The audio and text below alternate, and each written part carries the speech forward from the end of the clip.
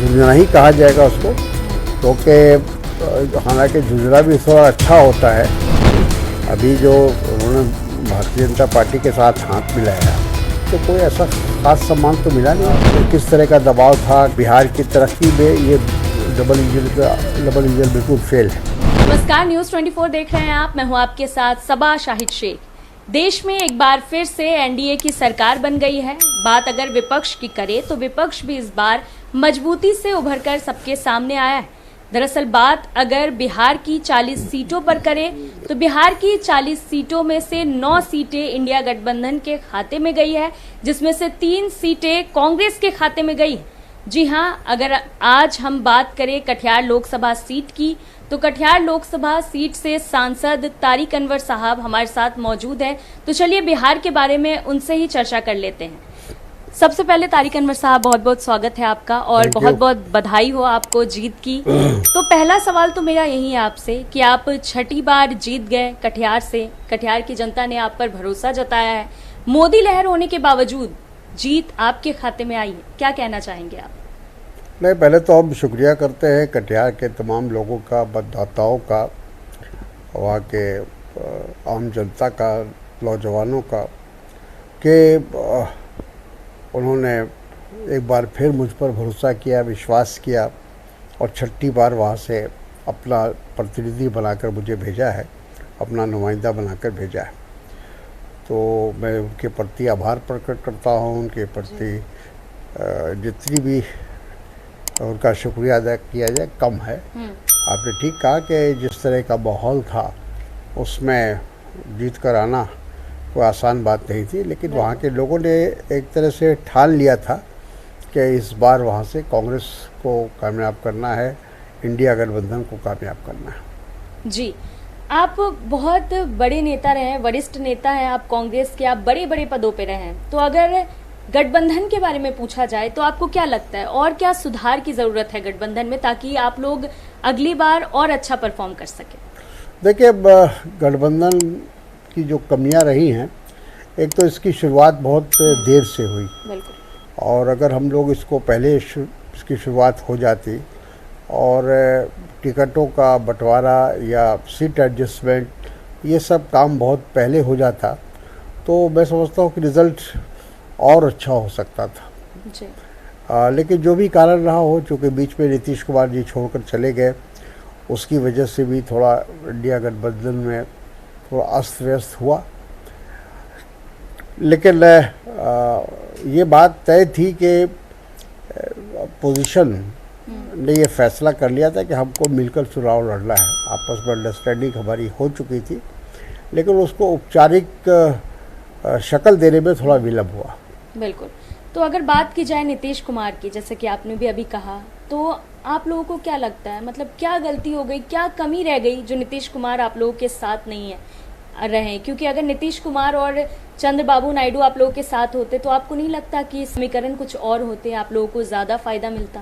नहीं, तो हम लोगों ने नीतीश जी को थोड़ी छोड़ा, नीतीश जी ने हम लोग को छोड़ा या नायडू जी ने हम लोग को छोड़ा। हम लोग तो चाहते ही थे कि पूरे हिंदुस्तान में जितनी भी अपोजिशन पार्टियां हैं वो एकजुट हो, और नीतीश कुमार जी ने तो इसकी पहल की थी। तो उनका छोड़कर जाना ऐन वक्त पर वो हमारे लिए बहुत नुकसानदेह रहा। अब कारण जो भी रहा, उन पर किस तरह का दबाव था, किस तरह का उनकी परेशानी थी, ये तो हम लोगों को उन्होंने बताया नहीं। एक फैसला उन्होंने कर लिया कि मैं फिर से भारतीय जनता पार्टी के साथ गठबंधन हम करेंगे या एनडीए के साथ गठबंधन। बट चर्चाएं तो ये भी थी कि नीतीश कुमार का कहना था कि उन्हें वो सम्मान नहीं मिल पा रहा है इंडिया गठबंधन में। देखिए, ऐसा नहीं है, यहाँ कौन सा सम्मान मिल रहा है। अभी जो उन्होंने भारतीय जनता पार्टी के साथ हाथ मिलाया तो कोई ऐसा खास सम्मान तो मिला नहीं। मुख्यमंत्री वो पहले भी थे और मुख्यमंत्री आज भी हैं। बल्कि यूँ कहा जाए कि अभी जो सरकार बनी उसमें उनकी पार्टी को और विशेष रूप से पूरे बिहार को जो सम्मान मिलना चाहिए था वो नहीं मिला। जो पोर्टफोलियो जिस तरह से दिया गया है बिहार के मंत्रियों को, वो तो बिल्कुल एक तरह से कहा जाए कि ठगा गया है उनको। और हमेशा बिहार को कोई ना कोई इम्पोर्टेंट पोर्टफोलियो मिलता था। कभी एक ज़माना था यही जदयू था और अटल जी की सरकार थी, उसमें रेल मंत्री थे नीतीश कुमार जी, और डिफेंस मिनिस्टर थे जॉर्ज फर्नांडिस। तो ऐसे ऐसे पद वहाँ, ऐसे ऐसे पोर्टफोलियो मिले हैं जी। और आज कहने के लिए भी हमारे पास कुछ नहीं है, और बिहार की ऐसी ही स्थिति है।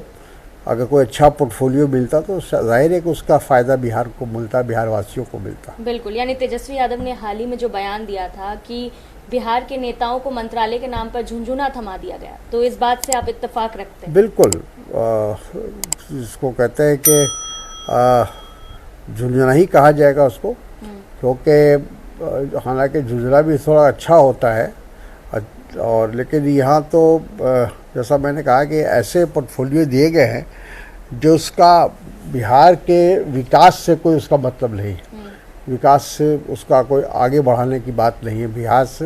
बिहार ऐसे पिछड़ा हुआ राज्य है, गरीब राज्य है, बेरोज़गारी है, पलायन है, बहुत सारी समस्याएं हैं, लेकिन उनका समाधान करने के लिए ना हमारे प्रधानमंत्री जी के पास समय है, ना मुख्यमंत्री जी की कोई दिलचस्पी है। जी, जैसा कि आपने बात किया, बिहार में पलायन का मुद्दा, बेरोजगारी का मुद्दा, गरीबी बहुत है बिहार में। तो पहले भी सरकार रही, अब भी सरकार तो आती जाती रहती है, बट काम नहीं हो रहा है, क्योंकि बिहार की जनता अभी भी उसी हालात में। देखिए, बिहार का बंटवारा 2000 में हुआ था, 24 साल हो गए।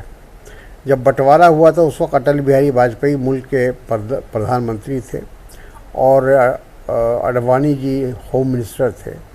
तो सरकार की तरफ से अडवाणी जी ने पार्लियामेंट में ये आश्वासन दिया था कि जो बिहार का बंटवारा हो रहा है ये सही है, कि जो झारखंड का जो हिस्सा है वो सारा जो खनिज है, इंडस्ट्री है, उद्योग है, जिससे मतलब किसी भी राज्य का विकास हो सकता है, अनएम्प्लॉयमेंट दूर किया जा सकता है, वो सब जा रहा था झारखंड में।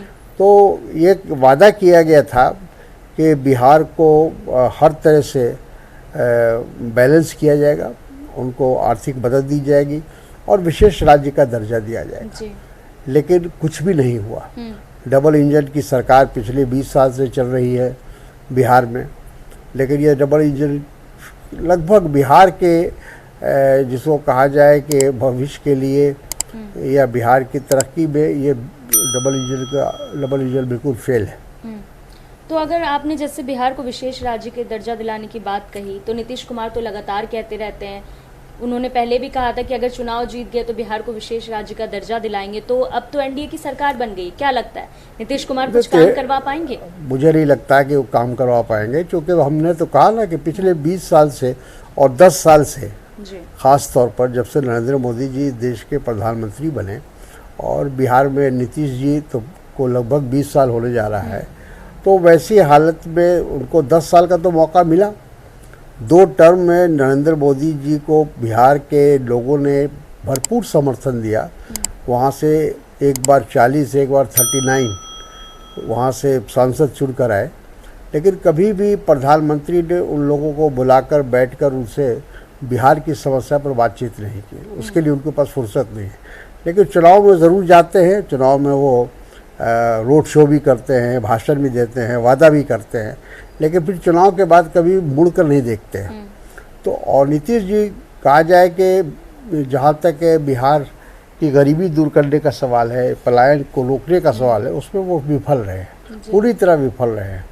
आज उद्योग के नाम पर बिहार में कोई कल कारखाना नहीं है, कोई रोज़गार का अवसर नहीं है, और इसीलिए आज सबसे ज़्यादा अगर पलायन होता है तो वो बिहार से होता है, उड़ीसा से होता है। ये 2 राज्य ऐसे हैं जहाँ सबसे ज़्यादा बेरोज़गारी है और नौजवानों में परेशानी है। बिल्कुल। बात अगर कटिहार की करें, क्योंकि आप कटिहार से सांसद हैं, तो कटिहार में कई सारी फैक्ट्रियां हैं जिसमें ताले लग गए हैं। एक जूट मिल भी है कटिहार में जिसमें ताले लगे हुए हैं। करेक्ट। तो अब आप क्या करेंगे जिससे लोग देखिए, हमने पहले उनको राहत मिले? जब जूट मिल को बंद किया जा रहा था और नीतिगत फैसला लिया मोदी सरकार ने कि जितने भी पब्लिक सेक्टर के कल कारखाने हैं जो घाटे पर चल रहे हैं उनको सबको बंद कर दिया जाए। उसी में कटिहार का जो RBHM जूट मिल है उसको भी बंद कर दिया गया। जी। तो हम यहाँ पूरा ऑल पार्टी डेलीगेशन लेकर आए थे और यहाँ स्मृति ईरानी उस मंत्रालय की मंत्री थी, उनसे मिले हम लोग और मिलकर उनको हम लोगों ने समझाने की कोशिश की कि एक तो बिहार में वैसे ही बेरोज़गारी है और अगर इस तरह के कल कारखाने को बंद कर दिया जाएगा और बेरोज़गारी बढ़ेगी, लोगों के पास, नौजवानों के पास कोई काम नहीं रहेगा। और ख़ास तौर पर कटिहार के लिए हमने कहा था कि कटिहार में एक समय था कि कटिहार को उद्योग नगरी कहा जाता था। वहाँ दो जूट मिल हुआ करती थी और भी कई तरह के कारखाने और कारोबार थे वहाँ, लेकिन अब वो धीरे धीरे वो सब समाप्त हो गए। तो आज कटिहार के पास से कहा जाए कि रोज़गार के नाम पर कुछ भी नहीं है। जी। तो हमारी कोशिश इस दौर में यही होगी, जो हमको 5 साल का अवसर दिया है वहाँ के लोगों ने। हालांकि हम विपक्ष में हैं, सरकार में होते तो ज़्यादा काम कर सकते थे, लेकिन विपक्ष में रहकर कटिहार की समस्याओं के बारे में, कटिहार के आर्थिक विकास के लिए, वहाँ नौजवानों के रोज़गार के अवसर खुलें, उसके लिए हम पूरी आवाज़ बुलंद करेंगे, पूरी ताकत से बुलंद करेंगे और सरकार के पास जो भी तरीका हो सकता है वहाँ तक पहुँचने की कोशिश करेंगे। अच्छा तारिक अनवर साहब, आपकी जन्मभूमि और कर्मभूमि दोनों बिहार रही है जी। तो अगर बात की जाए बिहार में पलायन की, बेरोजगारी की, गरीबी की, तो क्यों ऐसा हो रहा है? क्यों ये लगातार बरकरार है, घटने का नाम नहीं ले रहा? देखिए, इसमें तो जो भी लोग सत्ता में रहे उसमें कांग्रेस भी रही है, हम नहीं मानते इस बात को, लेकिन जो हमारे पहले मुख्यमंत्री थे डॉक्टर श्री कृष्ण सिन्हा, जिन्हें लोग श्री बाबू कहा करते थे, उन्होंने अपने वक्त में बहुत अच्छा काम किया था बिहार के विकास के लिए, बिहार का इंडस्ट्रियलाइजेशन के लिए, वहाँ की शिक्षा को आगे बढ़ाने के लिए हर क्षेत्र में उन्होंने काम किया था। वहाँ का एडमिनिस्ट्रेशन बहुत अच्छा माना जाता था। पूरे हिंदुस्तान में ये कहा जाता था कि बिहार और उस समय मद्रास स्टेट हुआ करता था, ये 2 स्टेट ऐसे थे जिनमें बहुत अच्छा लॉ एंड ऑर्डर हो, कानून व्यवस्था हो, एडमिनिस्ट्रेशन हो, बहुत अच्छा माना जाता था। लेकिन श्री बाबू के बाद हम ये कह सकते हैं कि वो बात रही नहीं, जो भी कारण रहा हो, तो विकास में जो गति होनी चाहिए थी वो नहीं रही। लेकिन जब से नीतीश कुमार जी रहे या कांग्रेस आउट ऑफ पावर हो गई, तब से और स्थिति बिगड़ गई और ज़्यादा बजाय अच्छा होने के बुरा होता चला गया। तो आज नीतीश जी को तो हम कह रहे हैं कि 20 साल हो गए। 20 साल किसी भी हमारे समझते हाईएस्ट जो मौका मिला है काम करने का मुख्यमंत्री के रूप में, वो नीतीश कुमार को मिला है। इतना लंबा समय उनको काम करने का मौका मिला, तो वो चाहते तो बिहार को सुधार सकते थे, बिहार में पूंजी निवेश हो सकता था, कल कारखाने उद्योग खुल सकते थे, लेकिन 20 साल में ऐसा कुछ भी नहीं हुआ। और एक तरह से कहा जाए कि बिहार की जो हालत आज से 20 साल पहले थी, आज भी वही है। बिल्कुल, कोई दोहराई नहीं है इसमें अगर ये कहा जाए तो। अगर बात की जाए कटिहार की, तो कटिहार में MG रोड और न्यू मार्केट में बहुत जाम लगती है। अगर आप वहाँ निकलेंगे तो घंटों घंटों तक फंसे रह जाएंगे। आप अच्छे से समझते होंगे इस बात को, तो क्या कहना चाहेंगे, आखिर क्या करेंगे जो सुधार होगा इसमें? देखिए, इसका तरीका तो यही हो सकता है कि वहाँ फ्लाईओवर बनाया जाए, कुछ ऐसा काम किया जाए जिससे लोगों को ट्रांसपोर्टेशन में आसानी हो। हालांकि कटिहार पुराना शहर है, अब उसको सड़कों को चौड़ी करना बहुत आसान नहीं है, बहुत मुश्किल है, क्योंकि लोग वहाँ पर दुकानदार हैं, वहाँ पर लोग रहते हैं, तो उनको हटाया जाना भी ठीक उचित नहीं होगा। लेकिन हमको लगता है कि वहाँ का एक मॉडल बनाया जाए, एक योजना बननी चाहिए, ब्लूप्रिंट तैयार हो, और जिसमें कोशिश ये हो कि एक अल्टरनेटिव हो, एक ऑप्शन वहाँ लोगों को मिले।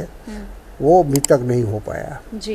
अच्छा, मानसून आ रहा है, अभी मानसून नज़दीक है, और अगर कटिहार की बात करें तो कटिहार में बरसात के मौसम में ऐसा माहौल हो जाता है मानो कटिहार झीलों का शहर बन गया हो। इससे निजात कैसे दिलाएंगे आप? नहीं है, ये समस्या है। ऐसे तो कटिहार पूरा ज़िला वो फ्लड से प्रभावित है। हमारे यहाँ एक समस्या और है, वो है एरोजन का, यानी कटाव का। बिल्कुल। बहुत बड़े पैमाने पर, चूँकि गंगा भी हमारे यहाँ है, महानंदा भी है, रीगा भी है, गंडक भी है, जितनी नदियाँ हैं शायद बिहार में, वो सारी नदियाँ हमारे कटिहार से होकर गुजरती हैं।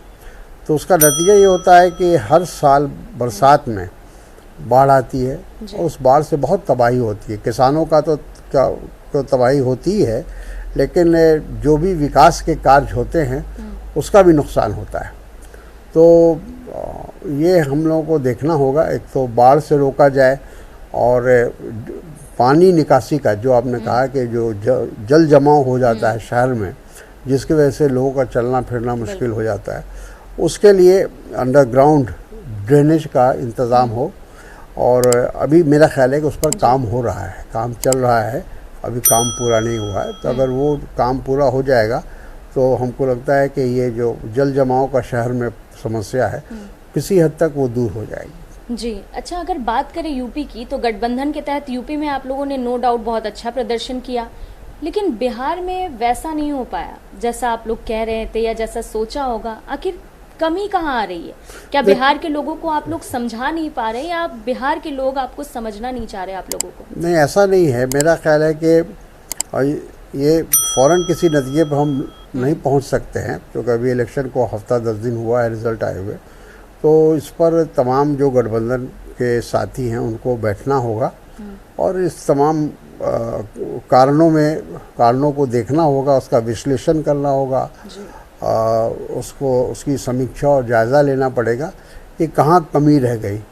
या तो हमको जो लगता है कि या तो उम्मीदवार की घोषणा में देर हुआ, और जो हमारा अलायंस था उसमें भी थोड़ी देरी हुई, एक वजह ये भी हो सकती है। लेकिन हमको लगता है कि इस पर बहुत जल्दबाजी में किसी नतीजे पर पहुंचना ठीक नहीं होगा, जब तक बैठकर इस पर चिंतन नहीं होगा कि आखिर हम लोगों की कहाँ कमी रही। क्योंकि ये आपका कहना सही है कि लोगों की अपेक्षा थी कि बिहार का परिणाम जो है उत्तर प्रदेश से बेहतर होगा, लेकिन बदकिस्मती से कहिए जो भी कारण रहा हो वो हो नहीं सका। लेकिन आगे 1.5 साल के बाद फिर विधानसभा का चुनाव है, हम लोग उन तमाम कमियों को दूर करेंगे और हम पूरी ताकत के साथ 1.5 साल के बाद विधानसभा के चुनाव में उतरेंगे और हमारी सरकार बनेगी, इंडिया गठबंधन की सरकार बनेगी। जी, तो क्या लगता है आपको विधानसभा चुनाव में इस जीत का असर देखने को मिलेगा? बिल्कुल, मुझे विश्वास है कि हम लोगों को, क्योंकि पिछली बार भी हम लोग थोड़े से संख्या से चूक गए थे और हमारी सरकार बनते बनते रह गई थी। हमको लगता है कि इस बार हम लोग बिहार में सरकार बनाएंगे। लोग वहाँ बदलाव चाहते हैं। लोग 20 साल के जो नीतीश कुमार का शासन है उससे ऊब चुके हैं और लोग बदलाव चाहते हैं। अच्छा, आपने अभी उम्मीदवार की भी बात की थी, तो अगर पूर्णिया सीट की बात करें तो वहाँ तो गलती हो गई थी इंडिया गठबंधन से। पप्पू यादव जीत चुके हैं पूर्णिया से चुनाव, तो अगर ये टिकट पप्पू यादव को दिया जाता तो वो पूर्णिया सीट भी आप लोगों के खाते में आती है। बिल्कुल, हम लोग कांग्रेस पार्टी ने सुझाव दिया था, लेकिन चूँकि गठबंधन की जब राजनीति होती है तो कभी कभी जो पार्टनर होते हैं, जो हमारे सहयोगी होते हैं, उनकी बात भी माननी पड़ती है। बिल्कुल, हो सकता है कि उसका आने वाले समय में उसका फ़ायदा ना हो, नुकसान हो जाए, लेकिन कोशिश हम लोग की थी कि पूर्णिया सीट कांग्रेस को मिले। अच्छा, चर्चाएं तो अभी से तेज हो गई है, जैसे कि आपने कहा कि जैसे कांग्रेस चाहती थी सीट देना, लेकिन आरजेडी की तरफ से वो बीमा भारती को उतारना चाह रहे थे मैदान में। तो इस तरह की बातें तो होती रहती है और इसलिए चर्चाएं भी तेज रहती है कि इंडिया गठबंधन हो या एनडीए गठबंधन, दोनों में फूट पड़ जाएगी। क्या लगता है आपको? नहीं, कुछ नहीं होगा। हम लोग अभी से इस बात की कोशिश करेंगे कि जो नुकसान हमारा हुआ है या जो कमियां रही हैं लोकसभा के चुनाव में, उसको आने वाले विधानसभा में उसको दोहराया ना जाए जी, और उन तमाम कमियों को एक तरह से पूरा किया जाए। तो हमको उम्मीद है कि अभी हमारे पास पर्याप्त समय है और हम आने वाले विधानसभा के चुनाव की तैयारी अभी से करेंगे और एक अच्छी अंडरस्टैंडिंग रहेगी इंडिया गठबंधन में, तो हम यकीनन सरकार बनाएगा। बिल्कुल। अच्छा, बात की जाए अगर जीत की, तो क्या लगता है ये इंडिया गठबंधन के सहारे हुआ है या फिर कांग्रेस ने जो नीतियां अपनाई वो कारगर साबित हो गई? नहीं, सब लोगों ने मिल के काम किया है, पूरा इंडिया गठबंधन ने काम किया है और लोगों ने अपनी अपनी ताकत लगाई है। जिसका जिस राज्य में उनका संगठन है उन्होंने पूरी ताकत लगाई और उसी का नतीजा हुआ कि जो रिज़ल्ट अब अभी आप देख रहे हैं वो उसी की देन है। क्योंकि हम लोगों ने बहुत मिलजुल कर कोशिश किया कि देर होता है, क्योंकि जब आप अंडरस्टैंडिंग करने लगते हैं तो हर पार्टी की ये इच्छा होती है कि हमको ज़्यादा से ज़्यादा शेयर मिले, तो उनको सेटिस्फाई करना, उनको संतुष्ट करना थोड़ा वक्त लगता है।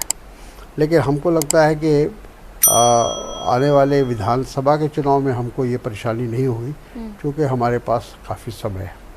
अच्छा, 240 का आंकड़ा आसपास आप लोगों ने छुआ, विपक्ष इस बार बहुत मजबूत दिखी, तो कोई कसक तो रह गई होगी ना कि क्या कमियां रह गई जिस वजह से आप लोगों की सरकार नहीं बन पाई? देखिए, हम लोग एक विपरीत परिस्थिति में चुनाव लड़े।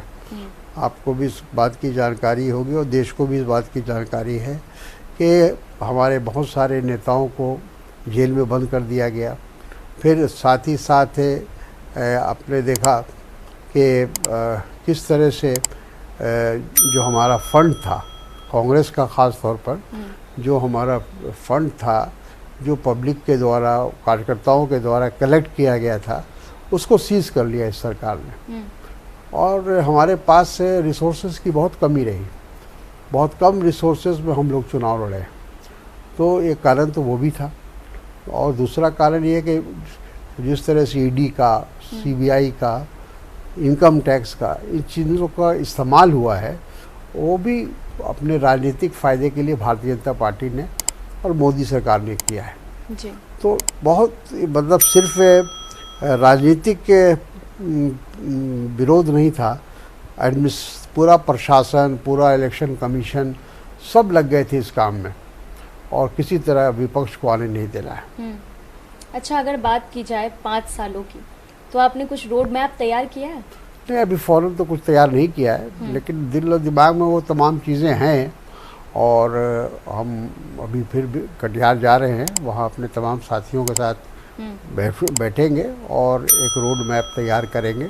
हमने उनको कहा है कि आप तमाम समस्याओं को नोट डाउन करिए उसको और क्या क्या किन किन कामों की प्राथमिकता है उसको हम लोग पहले लेंगे और काम शुरू करेंगे। और जैसा मैंने कहा कि विपक्ष में रहकर जो भी हम कर सकते हैं वो करने का प्रयास करेंगे। अच्छा, एक बात और, उपेंद्र कुशवाहा जी का ट्वीट सामने आया। उन्होंने लालू यादव को जन्मदिन की बधाई दी। उन्होंने लिखा कि उनको सामाजिक न्याय का बड़ा योद्धा बताया। ये वही उपेंद्र कुशवाहा है जो पहले बयानबाजी कर रहे थे उनके खिलाफ। तो अब अचानक से ऐसा बदलाव, क्या सुर बदलने लगे? उपेंद्र कुशवाहा का मन डोल रहा है?